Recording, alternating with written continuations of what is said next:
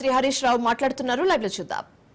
ఇక్కడే చెప్పు 4-17 బీఆర్ఎస్ కాలంలో చేసిందని చెప్పాం.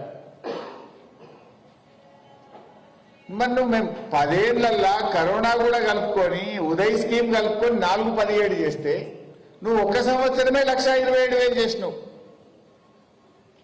చేసిందేమున్నది?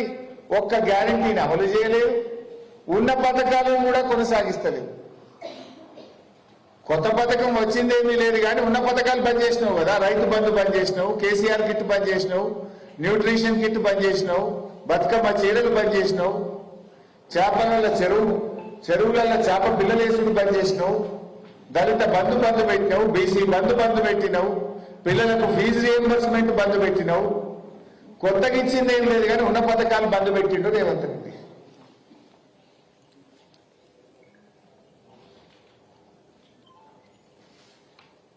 వాస్తవాలు చెప్తే మేము ప్రజల పక్షాన ప్రశ్నిస్తే అసెంబ్లీని బుల్డోజ్ చేసే ప్రయత్నం చేస్తున్నాడు.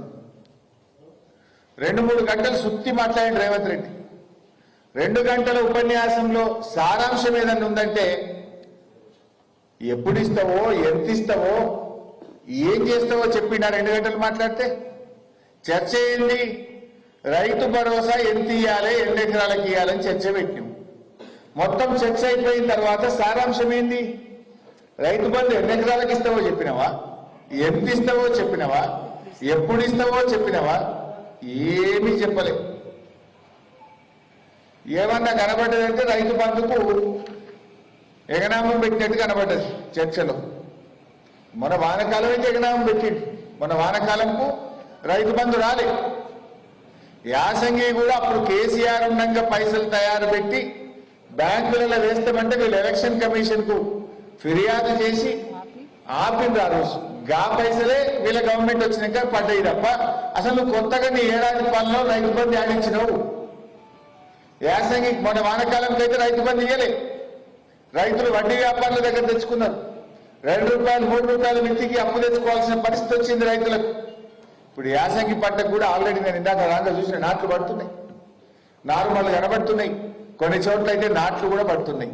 మరి ఇంకెప్పుడు ఇస్తావు యాసంగికి? యాసంగి రైతు బంధు ఎప్పుడు ఇస్తావో స్పష్టంగా చెప్పాలి. నిన్న బీఆర్ఎస్ పార్టీ తరఫున చెప్పినాం, ఎప్పటిలాగా అందరికీ రైతు బంధు ఇవ్వాలి. నువ్వు ఆ రోజు మేనిఫెస్టోలో నేను కొందరికే ఇస్తా, కటింగ్ పెట్టా అని చెప్పలే కదా నువ్వు. ఇప్పుడైతే 5,000 మేము వస్తే 7,500 అన్నావు. మరి చెప్పిన మాట ప్రకారంగా రైతులందరికీ 7,500 రూపాయలు చొప్పున, వానకాలం 7,500, యాసంగి 7,500 కలిపి 15,000 రూపాయల రైతు బంధు డబ్బులు వెంటనే రైతుల అకౌంట్లలో వేయాలని బీఆర్ఎస్ పార్టీ పక్షాన మేము డిమాండ్ చేస్తా ఉన్నాం. అప్పుడు ఏమన్నాడు కేసీఆర్ గారు? అప్పుడే చెప్పింది, ఈ రేవంత్ రెడ్డి వస్తే రైతు బంధుకు ఎగనామం పెట్టాడు, కోతలు పెట్టాడు, కాంగ్రెస్ మోసం చేస్తుంది అని కేసీఆర్ గారు ఆ రోజే చెప్పిండ్రు. చెప్తే ఆ రోజు రేవంత్ రెడ్డి ఏమన్నాడో ఒక్కసారి వీడియో చూద్దాం. ఆ రోజు ఏం మాట్లాడిందో ఒక్కసారి చూద్దాం. కేసీఆర్ అంటున్నాడు కాంగ్రెస్ వస్తే రైతు బంధు బంద్ అవుతుందని. ఎందుకు బంద్ అవుతుంది? మేమేమన్నా దివానా కాదమా? మాకేమన్నా దమాక్ లేదా? రైతుల కష్టాలు మాకు తెలియదా? రైతులకు కరెంటు బంద్ అవుతుంది, రైతు బంధు బంద్ అవుతుందని కేసీఆర్ మాట్లాడుతున్నాడు. ఇప్పుడు ఎవరు దివానా కాలే? మరి ఇప్పుడు దివానా కాలే ఎవరో రేవంత్ రెడ్డి చెప్పాలి. మరి రైతు బంధు బంద్ అయిందా, బంద్ కాలేదా? మరి ఇప్పుడు ఎవరు దివానా కాళ్ళు ఆయనే చెప్పాలి. మరి ఇప్పుడు ఆ రోజు కేసీఆర్ చెప్పింది నిజమైంది. వానకాలం ఎగబెట్టిండు, యాసంగికి ఎప్పుడు ఇస్తాడో, ఎంత ఇస్తాడో, ఎవరికి ఇస్తాడో ఇంకా చెప్పే పరిస్థితే లేదు. నాట్లు పడుతున్నాయి, రైతులు అప్పులు తెచ్చుకునేటువంటి పరిస్థితి ఈరోజు ఏర్పడ్డది. అంటే ఇంకా ఆ రోజు ఒక అడుగు ముందుకు పోయి కౌలు రైతులకు కూడా ఇస్తా అన్నాడు. రైతు బంధు 2 సార్లు ఎందుకు ఇస్తావు? 3 సార్లు ఇవ్వాలన్నాడు కేసీఆర్. మరి ఈ 3 సార్లు నేను ఎవరో తట్టుండు?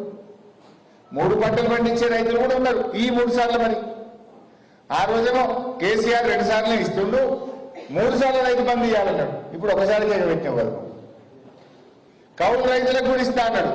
ఇప్పుడు వ్యవసాయ మంత్రి అడిగితే మాకు సంబంధం లేదు, అది రైతు కౌలు రైతు చూసుకోవాలి. ఏంది అసలు ఈ ప్రభుత్వంలో నీ